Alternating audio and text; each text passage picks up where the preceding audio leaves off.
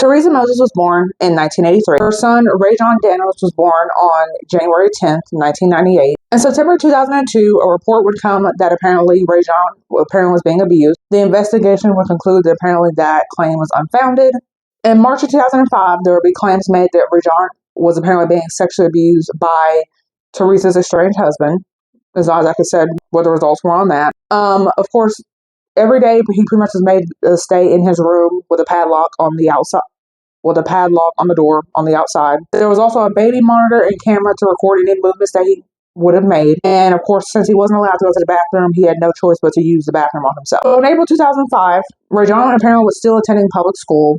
However, Teresa basically tells school, okay, can you not feed my son the food that y'all normally have because he's on a diet. And then, of course, the school's probably thinking, like, is he like a vegetarian? Is there like certain foods that he can't eat? Because we'll try to accommodate the best that we can, as the school normally does. And so then they contact social services, like, out of concern. Social services says there's nothing that needs to be done. And then that's when Teresa withdraws Raijon from the school. In May of 2005, Raijon apparently was seen eating out of the trash. Social services were, of course, called to investigate, and they claimed to have investigated, but of course they didn't check the house. Otherwise, it said that Raijon would have been taken away due to the conditions of the house at the time. So in July of 2005, Raijon had apparently actually run away from home and was at a restaurant for 2 hours by himself before an employee noticed and basically called the police. Raijon would have confided to this police officer that Teresa, his mom, was putting handcuffs on him, and that the officer pretty much said that Raijon was not being abused because I cannot see any visible injuries on you. So on November 23rd, Raijon apparently ran away again by jumping out of a second-story window, and Teresa, of course, will report him missing. He does unfortunately come back. Yeah, so then in August of 2006, she makes Raijon drink some sort of cleaner.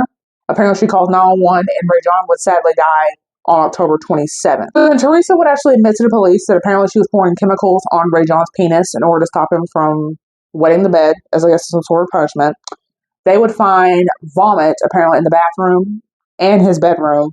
And then apparently they find a brown liquid that apparently was in a cup and a blender, which she claimed was spaghetti and beans. And it is not publicly verified if that claim was true.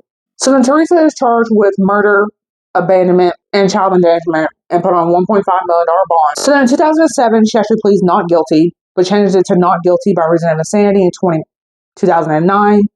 In 2010, apparently she gets sentenced to 25 years to life in a mental institution. In 2012, apparently she asked for early release.